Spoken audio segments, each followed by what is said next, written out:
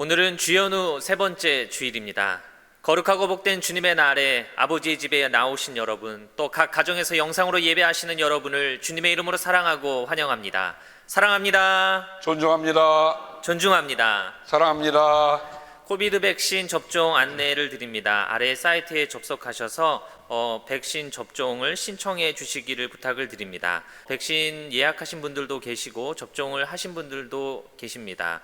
등록이 어려우신 분들은 접종을 하신 분들이나 교육자분들에게 오시면 등록을 도와드리도록 하겠습니다.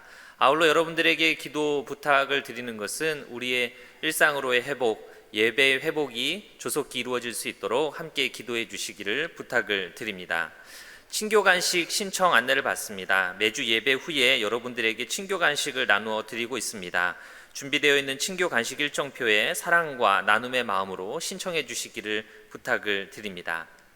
영상 예배를 드리시면서 준비하신 헌금은 개인 체크로 교회 사무실로 보내주시기를 부탁을 드립니다. 그리고 교회로 체크를 보내주신 분들은 주보를 꼭 확인하셔서 내가 보낸 헌금이 잘 도착했는지를 확인해 주시기를 부탁을 드리고, 명단에서 누락되신 분들은 저에게 연락을 주셔서 꼭 확인해 주시기를 다시 한번 부탁을 드립니다.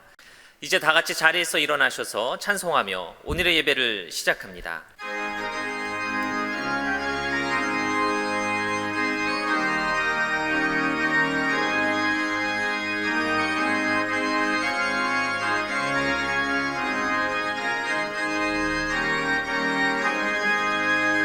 내 영혼의 햇빛이니 주 영광 찬란해. 이 세상 어떤 빛보다 이 빛도 빛나네. 주의 영광 빛난 광채 내게 비춰주시옵소서. 그 나의 영혼 기쁘다. 내 영혼에 노래 있으니 주 찬양합니다.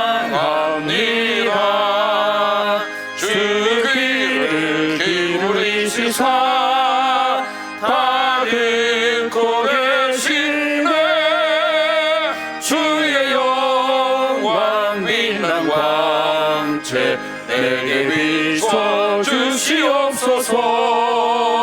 그 밝은 얼굴 배울 때 나의 영혼 기쁘다.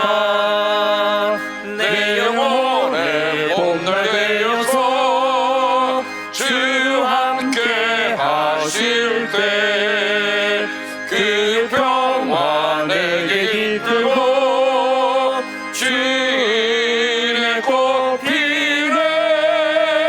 주의 영광 빛난 광채 내게 비춰주시옵소서. 그 밝은 얼굴 배울 때 나의 영혼 기쁘다.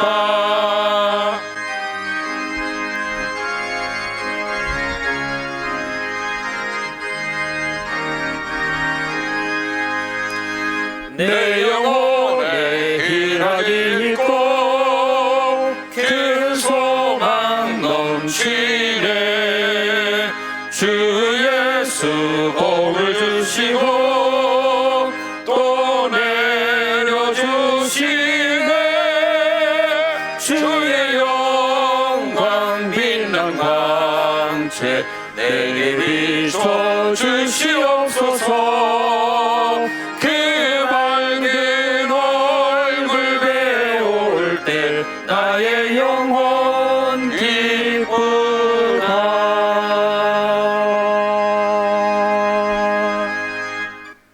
내 영혼아 잠잠히 하나님만 기다려라.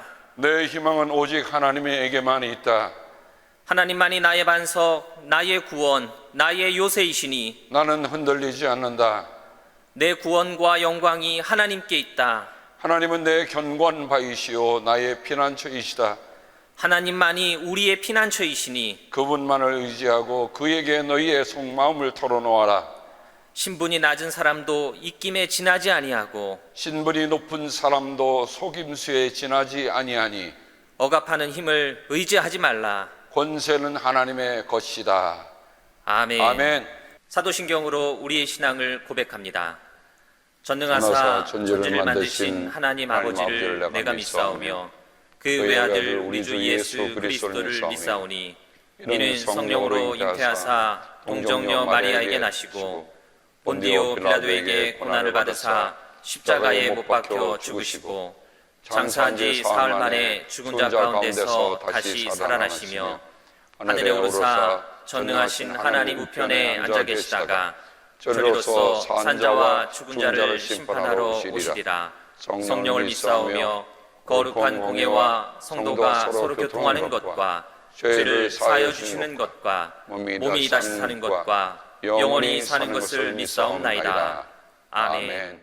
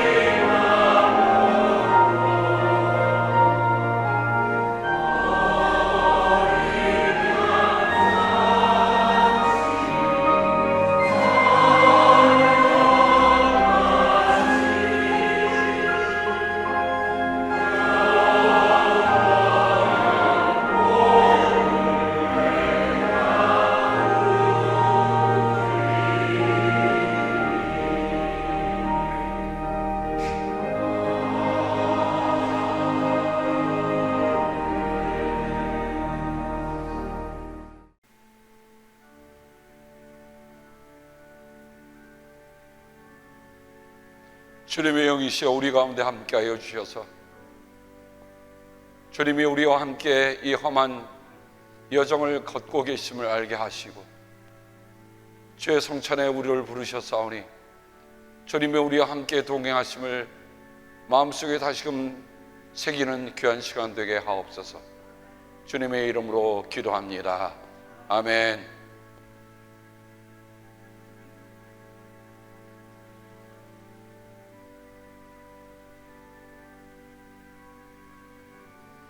우리 주님의 몸입니다. 나는 주님을 기억합니다.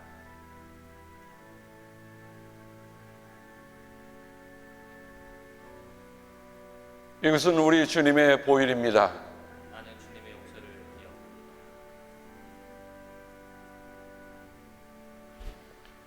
우리가 함께 주님의 기도로 기도합니다. 하늘에 계신 우리 아버지, 이름이 거룩히 여김을 받으시오며 나라가 임하옵시며 뜻이 하늘에서 이룬 것 같이 땅에서도 이루어지이다. 오늘 우리에게 일용할 양식을 주옵시고 우리가 우리에게 죄 준 자를 사하준 것 같이 우리의 죄를 사하여 주옵시고 우리를 시험에 들지 말게 하옵시며 다만 악에서 구하옵소서. 나라와 권세와 영광이 아버지께 영원히 있사옵나이다. 아멘.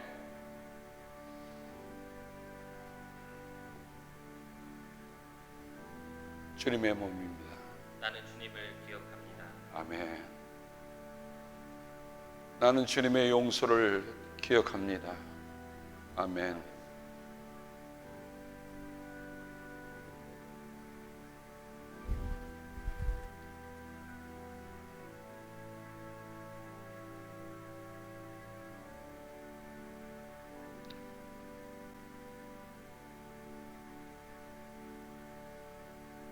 사랑과 은혜가 풍성하신 하나님께 감사와 영광을 돌리옵나이다.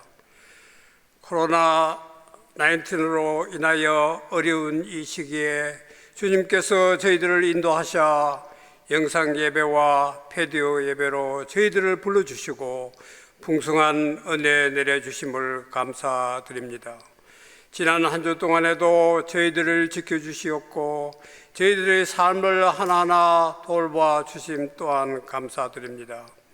이 예배 시간에 닫혀있는 우리 마음의 문들이 활짝 열리게 하시고 내면의 구석까지 성령의 손길이 임하셔서 온전히 하나님과 교제하고 또한 변화의 열매를 맺는 귀한 시간이 되게 하여 주시옵소서.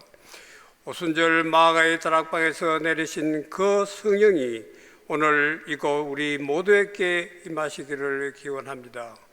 우리 교회 또한 성령이 충만한 교회 되게 하여 주시옵소서.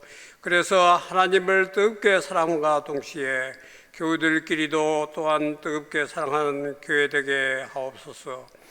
오직 주님만을 바라보며 걸어가는 믿음이 견고한 교회 되게 하옵소서.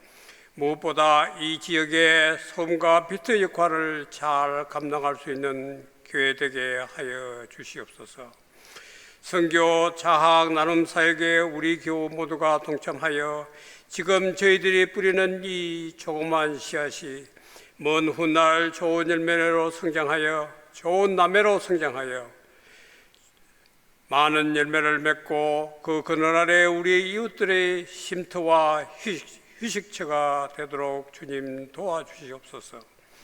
지금은 코로나로 저희들 모두가 많은 어려움을 겪고 있사옵니다. 그러나 주님의 선하신 도움으로 백신이 나와서 얼마 지나지 않아 곧 모든 것이 정상으로 돌아가리라 믿습니다. 주님, 이 어려운 가운데서도 저희 교인들의 건강을 오늘까지 잘 지켜주심에 감사를 드립니다. 무엇보다 하루빨리 모두 백신을 맞아서 코로나를 정복하고 승리하는 우리 교인 되도록 하여 주시옵소서. 주님, 또한 우리나라의 새 지도자를 세웠습니다. 그 지도자의 결정이 주님의 뜻에 합당하는 결정이 되게 하여 주시옵고 주님의 말씀에 순종하며 정의와 공평으로 지도하는 지도자가 되도록 주님 인도하여 주시옵소서. 주님, 또한 단위에 세우신 두 목사님께 은혜의 은혜를 더하여 주시옵고 영육간의 강건함을 허락하시고 양떼들을 푸른 초장으로 잔잔한 물가로 인도하며 한 마리의 이른 양을 찾아 두매 산골을 헤매시는 선한 목자 되게 하여 주시옵소서. 주님, 성안 갈 때도 꺾지 않으시는 주님, 우리 교회에 육신의 병약함으로 고생하신 분 계십니다. 우리 육신이 연약할 때 마음까지 약해지기 쉽사오니 주님께서 늘 함께하여 주시옵고 마음의 평안과 안위함을 허락하시고 주님의 사랑과 치유의 능력으로 온전한 회복을 허락하여 주시옵소서. 저희 교회 모든 성도님들 오늘도 내일도 매일매일 예수님 닮아가는 진실되고 참된 삶을 살아가는 우리 모두가 되도록 하여 주시옵고 또한 십자가의 고통을 견디신 그리스도를 본받아 우리 앞에 당한 신앙의 경주를 끝까지 달려 생명의 면류관을 서는 자 되게 하여 주시옵소서. 오늘도 주님과 함께하는 이 귀중한 시간을 저희들께 허락하여 주심에 감사를 드리오며 이 모든 말씀 우리 예수님의 이름으로 기도드립니다. 아멘.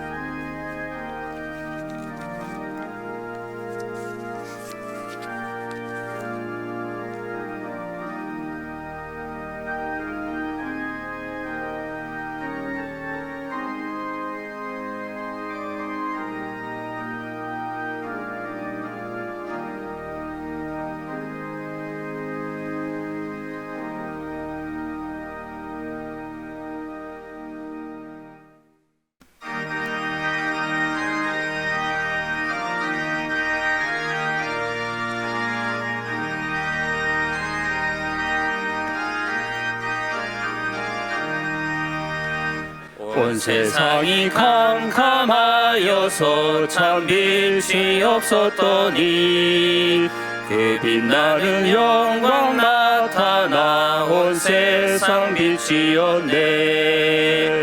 영광 영광의 주 영광 영광의 주 밝은 그 빛 내게 비추었네. 영광의 주 영광 영광의 주 이 세상의 빛은 오직 주 예수님. 주 말씀을 믿는 사람은 그 마음이 시원하고 주 명령을 준행하는 자 그 길이 환하겠네. 영광 영광의 주, 영광 영광의 주, 밝은 그 빛 내게 비추었네. 영광 영광의 주, 영광 영광의 주, 이 세상의 빛은 오직 주 예수님.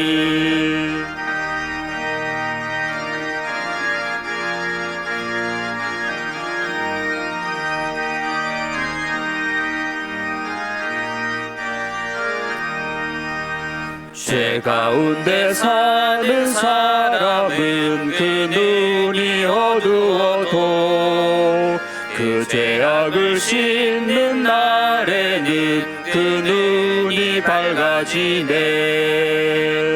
영광 영광의 주, 영광 영광의 주, 밝은 그 빛 내게 비추었네.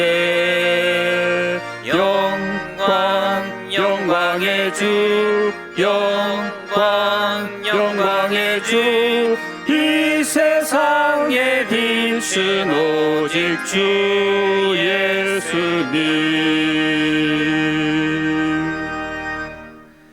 오늘 우리에게 주신 하나님의 귀한 말씀은 마태복음 5장 14절에서 16절까지의 말씀입니다.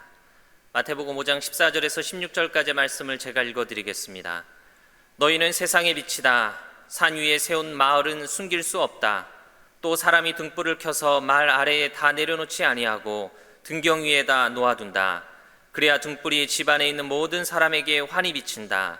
이와 같이 너희 빛을 사람에게 비추어서 그들이 너희의 착한 행실을 보고 하늘에 계신 너희 아버지께 영광을 돌리게 하여라. 우리에게 주신 하나님의 귀한 말씀입니다.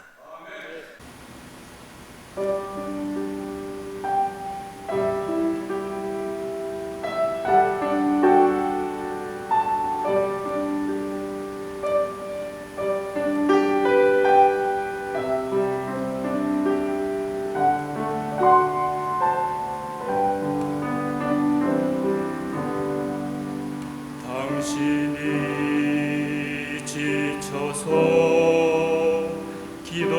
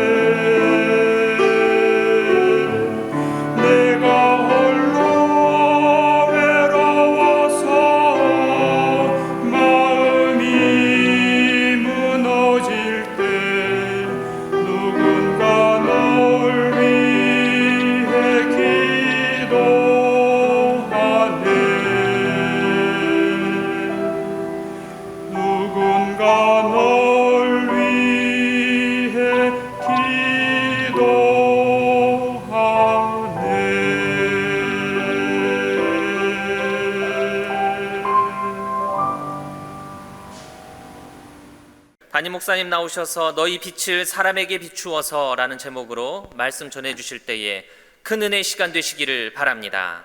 조금 전에 우리가 부른 찬송가 온 세상이 캄캄하여서는 1931년 신정 찬송가에 수록된 찬송입니다.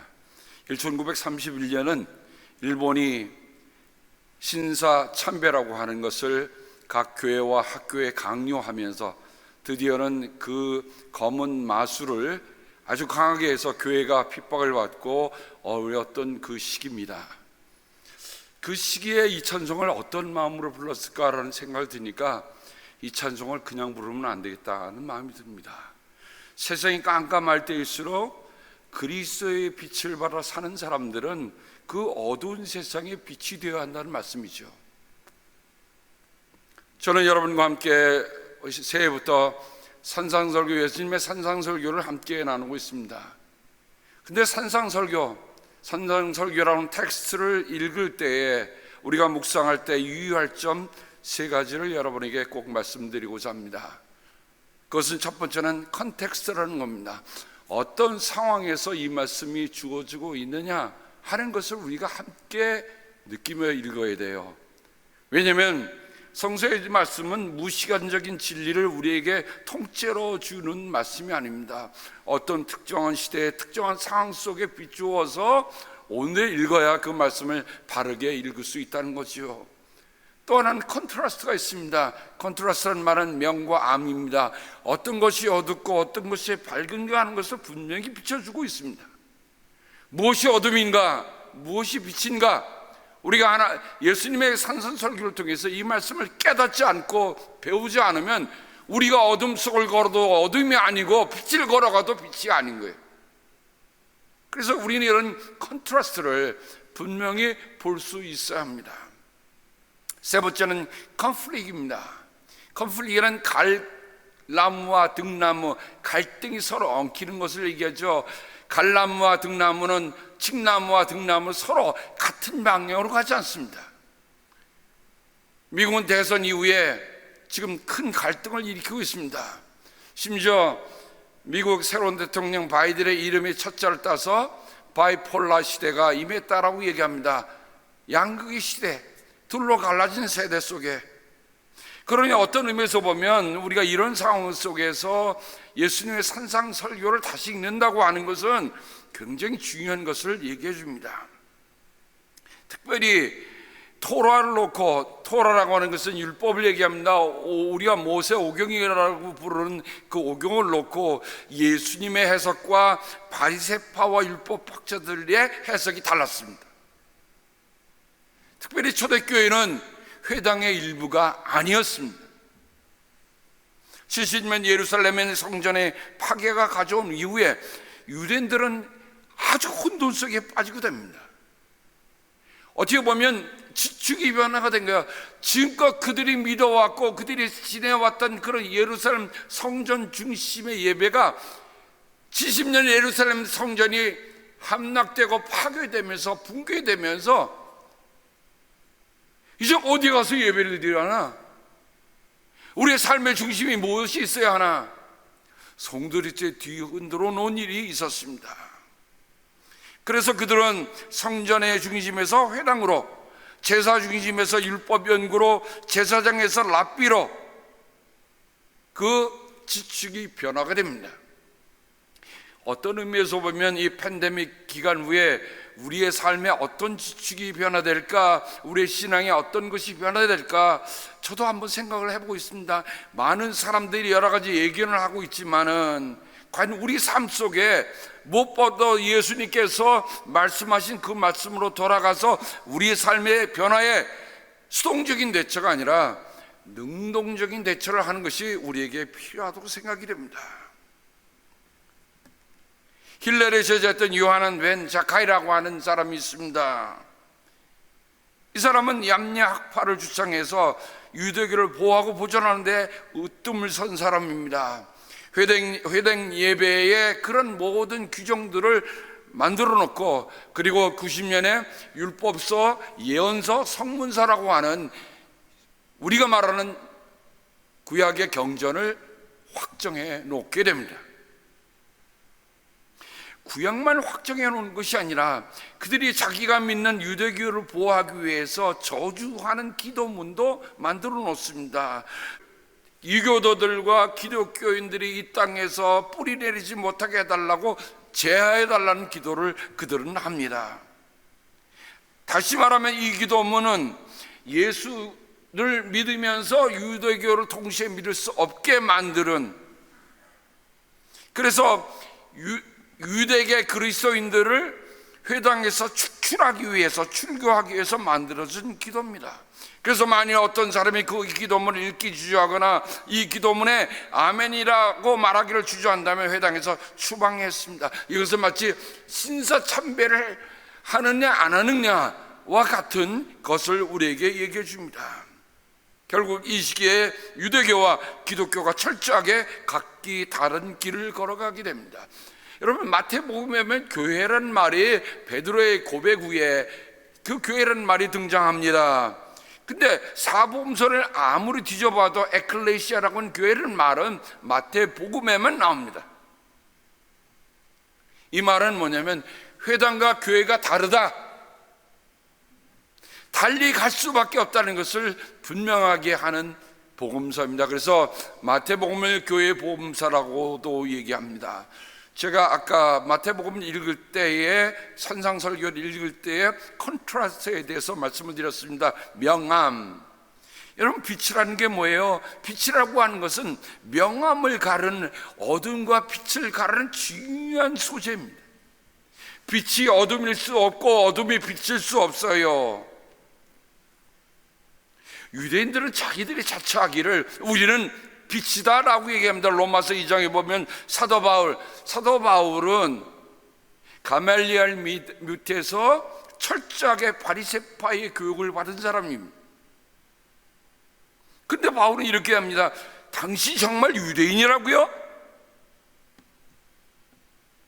로마서 2장을 읽으면 그런데 그대가 유대 사람이라고 자처한다고 합시다. 그래서 그대는 율법을 의지하며 하나님을 자랑하며 율법의 가르침을 받아 하나님의 뜻을 알고 가장 선한 일을 분간할 줄 알며 눈먼 사람의 길잡이여 어둠 속에 있는 사람의 빛이라고 생각하며. 로마서 2장의 이 부분을 읽다 보면요, 야, 하나님의 사람이라고 하는 자존감이 얼마나 강하는 것을 얘기해 줍니다. 하나님을 자랑한다, 하나님의 뜻을 안다, 난 무엇이 선한인지를 분간할 줄 안다. 그래서 눈먼 사람의 길잡이, 어둠 속에 있는 사람의 빛이다. 지식과 진리가 율법에 구체화된 모습으로 들어있다고 하면서 스스로 어리석은 사람의 스승이요 어린아이의 교사로 확신한다고 합시다. 그렇다면 문제는 여기 있습니다. 그렇다면 나는 빛이야 라고 얘기하는데 정말 빛인가요? 그럼 그 다음 말씀을, 바울의 말을 들어봅시다. 그대는 남은 가르치면서도 왜 자기 자신은 가르치지 않습니까? 도둑질을 하지 말라고 설교하면서 왜 도둑질을 합니까? 간음을 하지 말라고 하면서도 왜 간음을 합니까? 우상을 미워하면서 왜 신전의 물건을 훔칩니까? 율법을 자랑하면서 왜 율법을 어겨서 하나님을 유혹되게 합니까? 성경에 기록한 바 너희 때문에 하나님의 이름이 이방 사람들 가운데서 모독을 받는다 한 것과 같습니다. 여러분, 사도 바울이 로마서 2장에 자칭 빛이라고 하는 사람들의 모습을 이렇게 열거하는 걸 보면 저는 그렇게 자칭 유대인이라고, 자칭 하나님의 사람이라고 하는 그 말과 오늘날 내가 그리스도인이야, 나는 교회를 다니고 있어 라고 하는 사람들에게 이 말씀이 유대인이라는 말만 빼놓고 그리스도인이라는 말을 집어넣으면 과연 우리는 어떨까?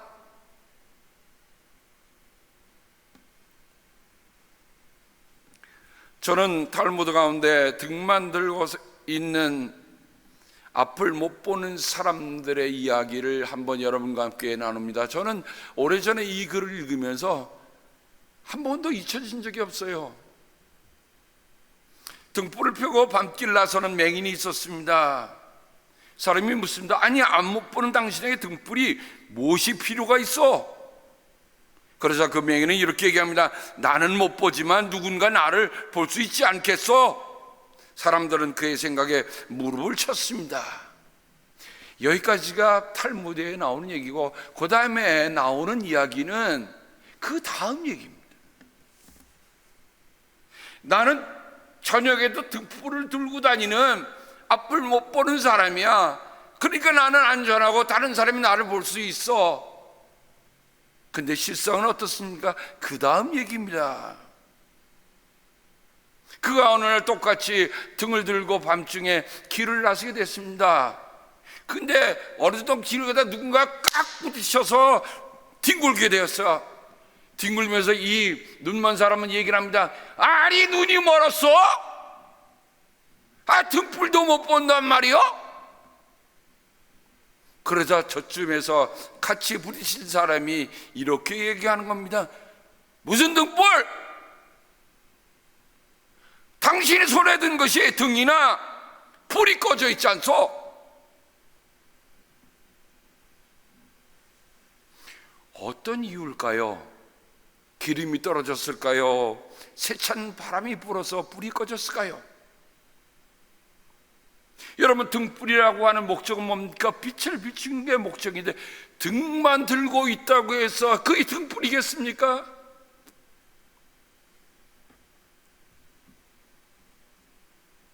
이사야서 6장에 보면 일어나서 내 빛을 비추어라. 구원의 빛이 너에게서 비추었으며 주님의 영광이 아침에처럼 너희의 위에 떠올랐다라고 합니다. 바벨론에서 포로로 끌려갔던 그들이 다시 귀환할 때에 하나님이 그들에게 주신 가장 큰 축복이 뭡니까? 일어나 빛을 발하라 라는 것이었어요. 여태까지 포로 생활하면서 너희들이 사람답게 살지 못했구나. 그러나 내가 너희를 다시 돌려줄 때는 이제 빛을 발하라고 얘기합니다. 그러니까 이 빛이라고 하는 건 부정과 대립되는 순수하며 거짓이나 무지와 대조되는 진리와 지식이요 하나님께 버림받은 자들의 대조되는 하나님의 계시와 임재를 뜻하는 것입니다. 예수님도 요한복음에 나는 세상의 빛이다, 나를 따르는 사람은 어둠 속에 다니지 않냐고 생명의 빛을 얻을 것이라고 했습니다. 자, 그럼 오늘 말씀으로 다시 돌아가 봅니다. 나는 이 코스모스의 빛이다. 너희는. 근데 예수님께서 이런 말씀하는데, 산 위에 세운 마을은 숨길 수 없다라고 얘기했습니다. 그렇죠. 산 위에 있는 마을이 어떻게 뭐를 뒤집어 씌울 수가 있겠습니까? 등경 위에 둔 등불로 온 방을 비추라고 얘기합니다. 빛이라는 것 하나로만 만족해서는 안 된다는 거죠. 나는 빛이야, 이거 갖고 안 된다는 거예요. 어떻게라고요? 빛을 비추어라. 너의 빛을 사람들에게 비추어라. 그리하여 그들이 너희의 착한 그 행실을 보고 하늘에 계신 너희 아버지께 영광을 돌리게 하여라 라고 하고 있습니다.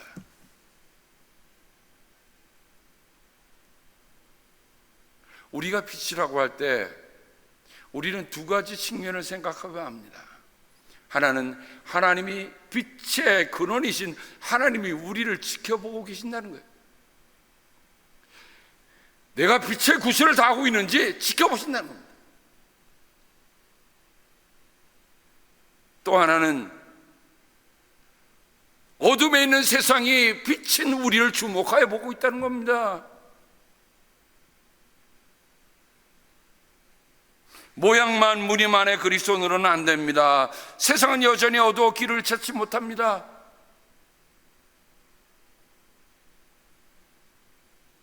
저는 오늘 너희는 세상의 빛이라는 말씀을 묵상하면서 제일 먼저 떠오르는 말씀이 다니엘서 12장의 말씀이고, 두 번째로 떠오르는 말씀이 빌립보서였어요. 다니엘서 12장 3절에 보면 지혜 있는 사람은 하늘의 밝은 빛처럼 빛날 것이요. 여기 지혜가 있다고 하는 말은 무슨 말입니까? 하나님 안에 살며 하나님께 지혜를 구하고 하나님께 갈 길을 구하고 하나님에서 살아가는 사람이 지혜 있는 사람이에요. 하늘의 밝은 빛처럼 빛날 것이요 많은 사람을 옳은 길로 인도한 사람은 별처럼 영원히 빛날 것이다. 저는 다니엘서 12장 3절이 참 내가 그리스도인으로 내가 하나님을 사람으로서 살아간다고 할 때 구약에 있는 한 말씀을 고르라고 한다면 전 다니엘서 12장 3절을 제 말씀으로 삼고 싶어요.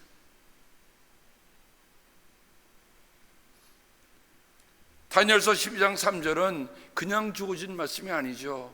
왜냐하면 다니엘서 1장에 나타나는 다니엘과 세 친구에 관련된 그 스토리가 먼저 배경으로 합니다.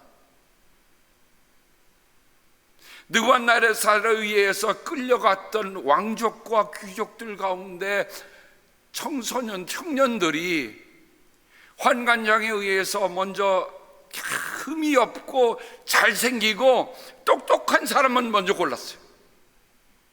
그리고 그들에게 포도주와 고기를 먹이면서 3년 동안 그들을 집단적으로 놓고 훈련을 시키는 거예요. 왕궁에서 왕을 모실 신하로 그들을 양육하는 겁니다. 그런데 여러분, 좋은 포도주하고 좋은 고기를 먹을 수 있는 채에서 야 좋다라고 한 게 아니라 여기에 보면 다니엘과 그 세 친구는 이렇게 요청을 합니다. 불이 이 종들을 열흘 동안만 시험하여 보시기 바랍니다. 우리에게 채소를 주어 먹게 하고 물을 주어 마시게 하여 보시기 바랍니다. 고기 대신 채소를 달라고 하는 거고요, 포주 대신 물을 달라고 하는 겁니다. 지금 말이 될 법한 얘기입니까? 지금 어떻게 합니까? 포로로 볼모로 잡혀간 그들이 무슨 희망이 있겠어요? 근데 저들이 하나님 앞에 살아가고 있다는 것을 분명히 보는 얘기입니다. 그런 다음에 우리의 얼굴빛과 왕이 내린 음식을 먹는 젊은이들의 얼굴빛을 비교하여 보시고 이 종들의 요청을 처리하여 주시기 바랍니다.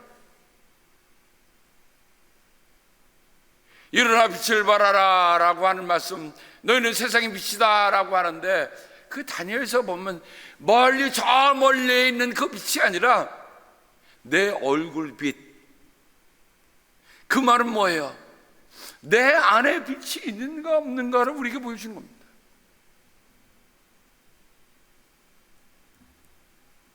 열흘 후에 정말 대조해 보니 그들의 얼굴빛이 더 빛났어요.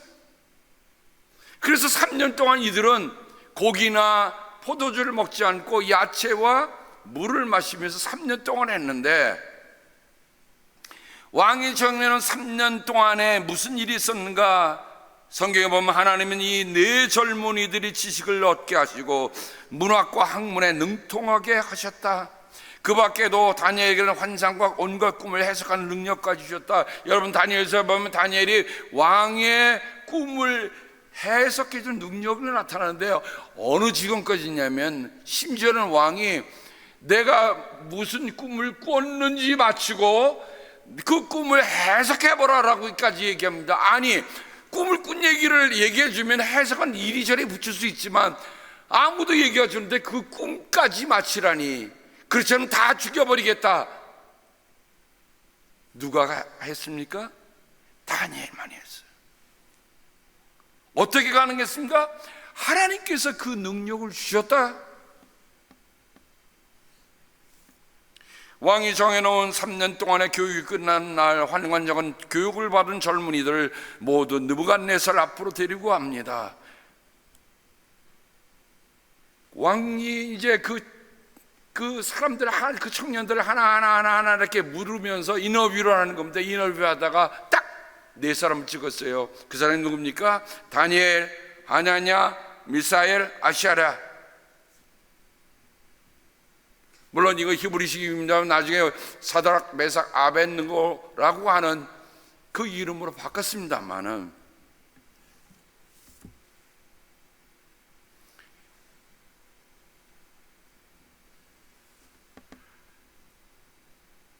그런데 이들이 이제 점점 왕의 간택을 받고 왕의 선택을 받고 왕을 섬기면서 좋은 일만 일어났습니까? 아무런 위험이나 아무런 작물이 없었습니까? 옛날이나 지금은 똑같아요.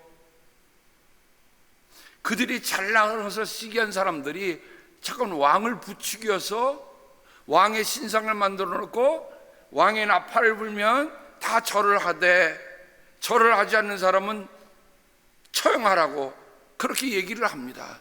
왕은 그 거들먹거리는 마음에 했는데 누가 처음 덫에 걸립니까? 사드락, 메삭, 아벳느고가 그 덫에 걸리고 맙니다. 느부갓네살은 화가 나서 그들을 당장 불문불석에 집어넣어라, 불도 7배 더 뜨겁게 붙여라. 성경에 보면 그들을 집어넣는 사람이 불길이 얼마나 쓰니 집어넣는 사람이 타서 죽었다고 기록됩니다. 그런데 놀라운 일은요, 그 불문불 속에 던져진 세 사람은 타지 않았는데 그 불문불 속에 또 한 사람이 함께 있다는 거예요. 느부갓네살 왕이 놀라서 급히 일어나 모사들에게 묻습니다. 아니, 우리가 묶어서 화덕불 속에 던진 사람이 셋이 아니더냐? 보아라, 내가 보기에는 네 사람이라. 모두 결박이 풀린 채로 화덕 안에서 걷고 있고 그에게 아무런 상처도 없다. 더욱이 넷째 사람의 모습은 신의 아들과 같다.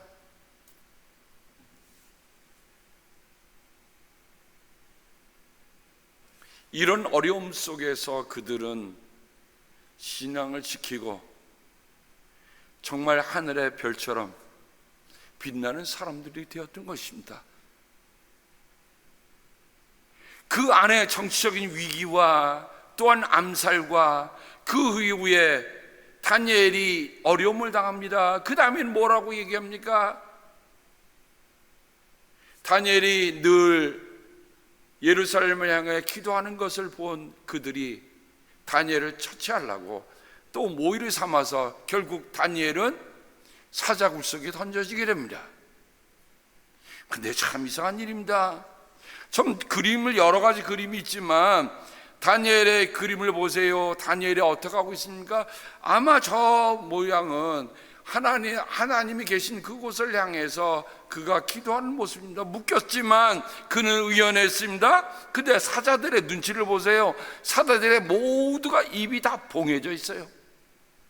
굶주린 사자들인데 아무도 덜며들지 않습니다. 이미 거기에는 뭔가 가로막고 있는 것이 있음을 우리에게 얘기합니다. 그 다음날 찾아간 왕은 다니엘을 부르는데 다니엘이 이렇게 얘기합니다. 나의 하나님이 천사를 보내셔서 사자들의 입을 막으셨으므로 사자들이 나를 해치지 못하게 하였습니다. 그것은 하나님 앞에서 나에게는 죄가 없다는 사실이 드러났기 때문입니다. 임금님, 나는 임금님께도 죄를 짓지 않았습니다. 여러분, 다니엘서 12장 3절은 바로 이런 신앙, 하나님 앞에서 신앙의 순수함, 그것을 지키기 위해서 목숨까지도 내놓았던 그 사람들이 하늘의 별처럼 빛난다고 하는 것을 우리에게 얘기해 줍니다. 어찌 보면 예수님께서 너희가 세상의 빛이라고 하는 말씀 속에는 바로 이런 배경이 같이 오고 있다, 저는 그렇게 느껴요. 너희가 믿으니까 아무런 염려하지 말고 아무런 걱정하지 말고 너희 하는 일들이 모든 일이 다 잘 되니까 아무 염려하지 말고 나만 따라와가 아니에요. 이미 유대인들이 가지고 있었던 가장 어려웠던 그 시기에 믿음을 지켰던 다니엘과 그 세 친구의 이야기를 통해서 예수님은 우리에게 신앙의 순수함, 그것을 지키라는 말씀을 하고 계시는 것이고, 그것이 어떤 모략이나 어떤 정치적인 술수나 인간적인 술책이 아니라 정말 하나님께 기도하고 하나님께 맡기는 순수한 신앙 하나로 그들이 빛이 나고 있음을 우리에게 얘기해 줍니다.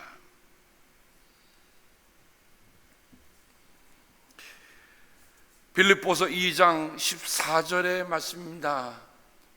아까는 다니엘에서는 구약이 있다고 한다면 그 하늘의 별과 같이 빛난다고 하는 말이 바울이 쓰고 있더라고요.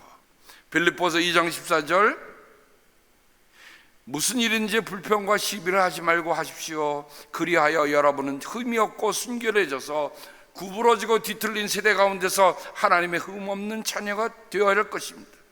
그리하면 여러분은 이 세상에서 별과 같이 빛날 것입니다. 어떻게 하라고요? 불평과 시비를 하지 마라.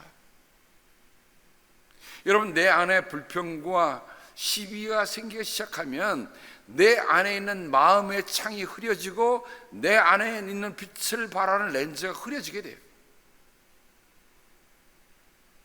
흠이 없고 순결해져서 여러분 렌즈에 크릭이 가고 렌즈가 더럽다고 생각해 보세요. 제가 오래전에 한 이야기를 읽으면서 참 한 어른이 말이에요, 늘 불평하는 거야.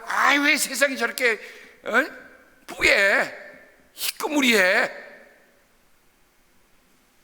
알고 봤더니 그 아파트의 창문이 오랜 황사로 인해서 다 뿌였는데 맨날 그걸 보면서 뿌옇다는 거예요. 우리 마음은 어떻습니까? 정말 우리 마음은 모든 것을 투명하게 볼 수 있고 흠이 없어 순결해져서 어떻게 해요? 구부러지고 뒤틀린 세대 가운데서 하나님의 흠없는 자녀가 되어야 합니다. 마음의 창을 닦지 않고는 빛이 날 수가 없습니다. 그래서 바울은 에베소 편지 속에서 여러분이 전에는 어둠이었으나 지금은 주님 안에서 빛입니다. 빛의 자녀답게 살아가십시오. 빛의 열매는 모든 선과 의와 진실에 있습니다. 우리 안에 어떤 열매가 맺혀지고 있는가 우리 한번 돌아봅시다. 그리고 우리가 2021년 이제 1월에 우리 넷째 주일 예배를 드리는데요, 우리가 정말 올 한 해 동안 어떤 열매를 맺을까 한번 우리가 기도하면서 돌아볼 수 있기를 바랍니다. 정말 우리를 세상의 빛이라고 하신 주님, 사도 바울이 말하기를 빛의 자녀, 빛의 열매는 모든 선, 모든 의, 모든 진실. 그 말은 뭡니까? 모든 게 선이야, 모든 게 의야, 모든 게 진실이야 할 수 있을 때 그 열매를 맺는 거예요. 고린도후서 4장 6절에 바울은 어둠 속에 빛이 비춰라 하고 말씀하신 하나님께서 우리의 마음속을 비춰주셔서 예수 그리스도의 얼굴에 나타난 하나님의 영광을 아는 지식의 빛을 우리에게 주셨습니다 라고 얘기합니다. 내가 빛을 비출 수 있는 것은 내 빛이 아니라 그분에게서 받은 빛, 그분에게서 받은 빛을 나는 비추는 거다. 다른 말로 하면 나는 발광체가 아니에요, 나는 반사체다 고백하는 거예요.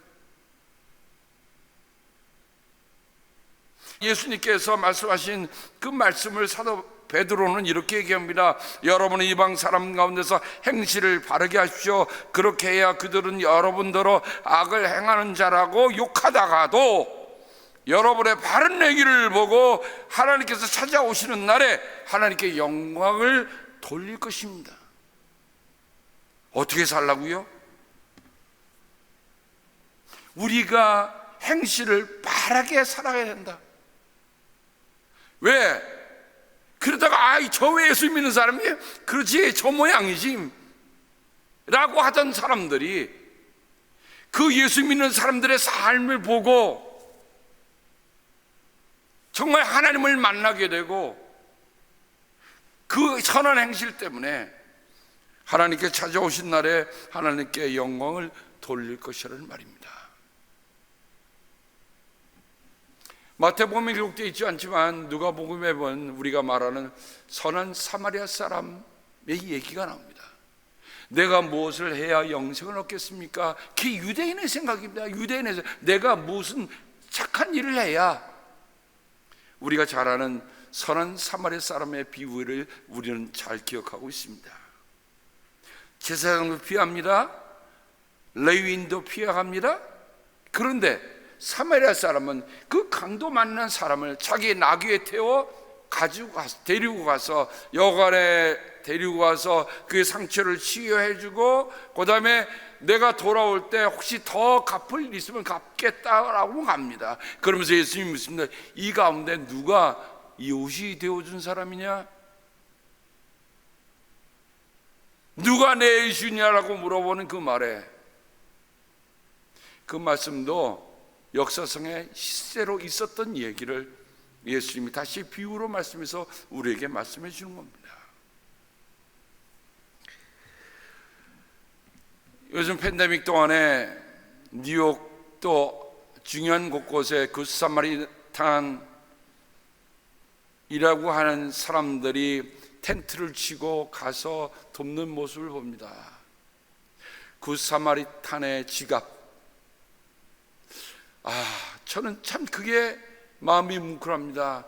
모든 사람이 어려워서 피해가고 다음 줄을 때에 거기 가서 텐트를 치고 병든 자를 돌봐주고 약한 자를 돌봐주는 그런 모습들이 여전히 우리 사회에 있다는 겁니다. 그걸 보면 믿지 않는 사람들이 보면서 저게 예수를 믿는 사람들의 모습이구나, 삶이나 구나 하라고 알 수 있는 것입니다. 며칠 전에 제가 한 찬송가 하나를 받게 됐습니다. 몽골의 제임스 조 선교사님이 올렸어요. 제목은 선한 영향력으로입니다.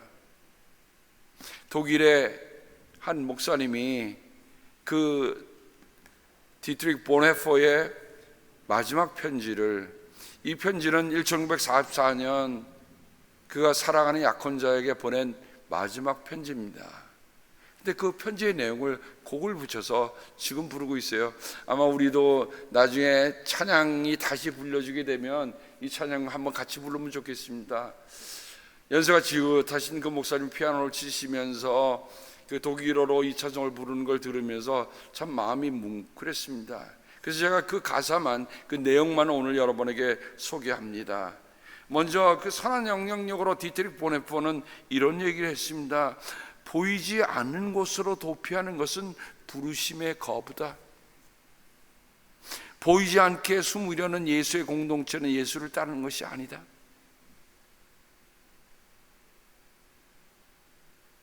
우리는 아무리 팬데믹 그 이상 오더라도 숨거나 덮는 사람이 아닙니다.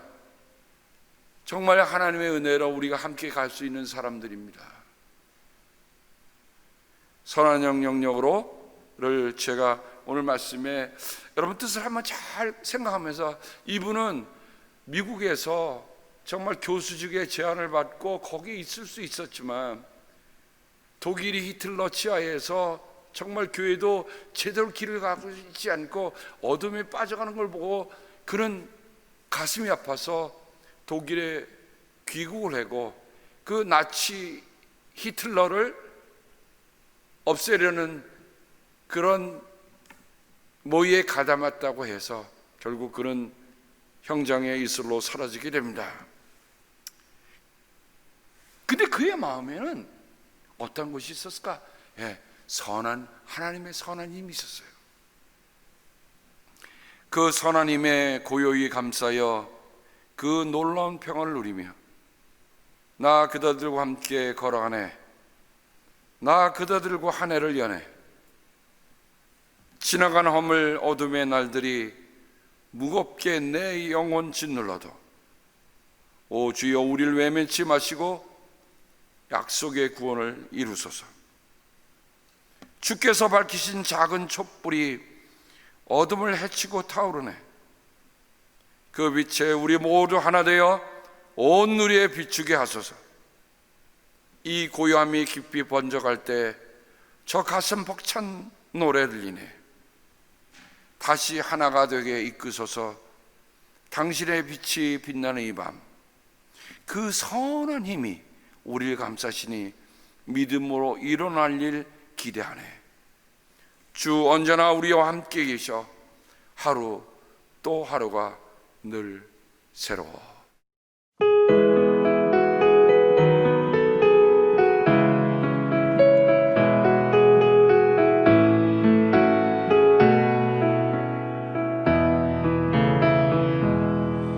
Von guten Mächten treu und still umgeben, behütet und getröstet wunderbar. So will ich diese Tage mit euch leben und mit euch gehen in ein neues Jahr. Von guten Mächten wunderbar geborgen, erwarten wir getrost, was kommen mag. Gott ist mit uns am Abend und am Morgen und ganz gewiss an jedem neuen Tag. Noch will das Alte unsere Herzen quälen, noch drückt uns böser Tage schwere Last.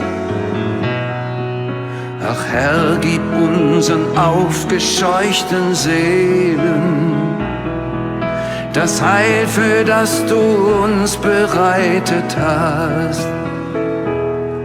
Von guten Mächten wunderbar geborgen, erwarten wir getrost, was kommen mag. Gott ist mit uns am Abend und am Morgen und ganz gewiss an jedem neuen Tag. Lass warm und still die Kerzen heute flammen, die du in unsere Dunkelheit gebracht. Für wenn es sein kann, wieder uns zusammen. Wir wissen es, dein Licht scheint in der Nacht. Von guten Mächten wunderbar geborgen, erwarten wir getrost, was kommen mag. Gott ist mit uns am Abend und am Morgen und ganz gewiss an jedem neuen Tag.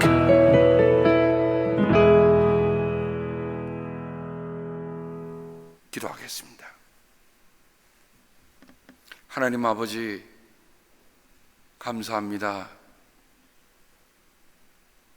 우리에게 착한 행실, 착한 영향력, 선한 영향력, 그걸 주님이 원하고 계신다고 하는 것을 깊이 새깁니다. 어려움 속에서도 우리가 할 수 있는 선한 일이 뭘까? 하나님이 우리를 만드신 이유는 선한 일을 하며 가라고 하셨는데 그 선한 일이 뭘까? 한번 깊이 생각하며 우리가 이 1월 달에 정말 앞으로 올 11달을 주님의 선한 영향력을 이루어가는 그 한 달이 되게 도와주셔서 빛을 덮어둔 사람들이 아니라 빛을 비추는 우리들 모두가 되게 함께하여 주시옵소서. 하나님, 세상이 참 깜깜해져 있습니다. 나라도 참 깜깜해져 있습니다. 하나님께서 우리를 도우사 주님의 선한 영향력으로 주님의 선한 힘을 따라 우리 모두가 밝힐 수 있도록 주여 은혜로 함께하여 주시옵소서. 감사하며 예수님의 이름으로 기도합니다. 아멘.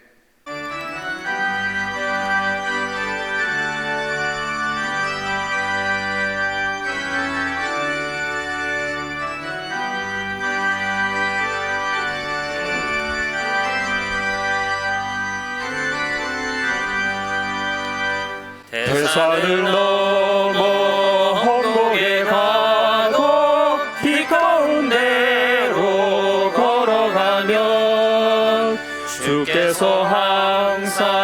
지키시기로 약속한 말씀 변치 않네.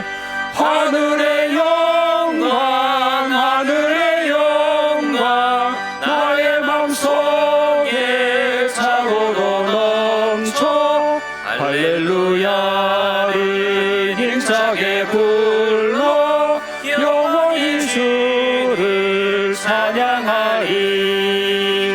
캄캄한 밤에 다닐지라도 주께서 나의 길 되시고 나에게 밝은 빛이 되시니 길 잃어버릴 염려 없네.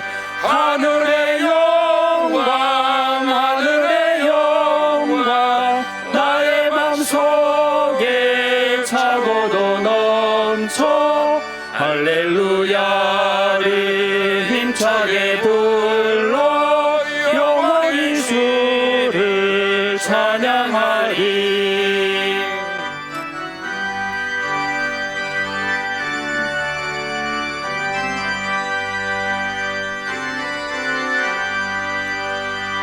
광명한 그 길 마음에 받아 찬란한 천국 바라보고 할렐루야를 힘차게 불러 날마다 빛에 걸어가리.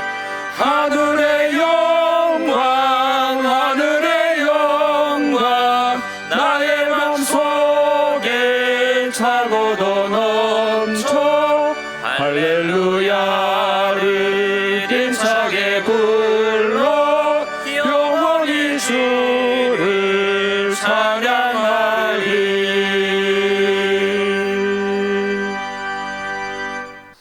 하나님 아버지, 한순간의 빛을 비추고 꺼진다면 우리가 이렇게 기도하겠습니까? 하나님, 하루를 살지만 하루하루가 모여서 한 달이 되고 한 해가 되는데 하나님께서 우리의 지난 삶 한순간만 비추고 가기에는 우리의 삶이 너무 허무합니다. 그러하기에 하나님, 우리가 살아가는 모의 순간순간이 이어져서 하나님의 선한 영향을 비출 수 있는 그 빛으로 비춰줄 수 있도록 우리를 인도하시고 함께하여 주시옵소서. 하나님, 그 빛이 비친 마음으로 하나님의 구별하여 드리는 예물을 기억하여 주시기를 원합니다.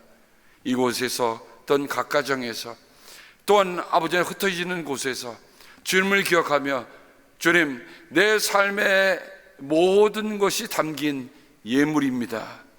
그리고 이 예물이 정말 하나님의 빛을 바라는 그 빛의 도구로 쓰임받기를 원하는 마음으로 구별하오니 함께하여 주시고, 하나님, 우리의 삶도 성별하여 주실 뿐만 아니라 이 예물도 거룩하게 구별하여 주셔서 하나님의 이름이 닿는 곳곳마다 어둠이 물러가게 하시고 불의가 물러가게 하시고 하나님, 분열이 물러가는 귀한 은혜가 있도록 하나님이여 함께하여 주시옵소서.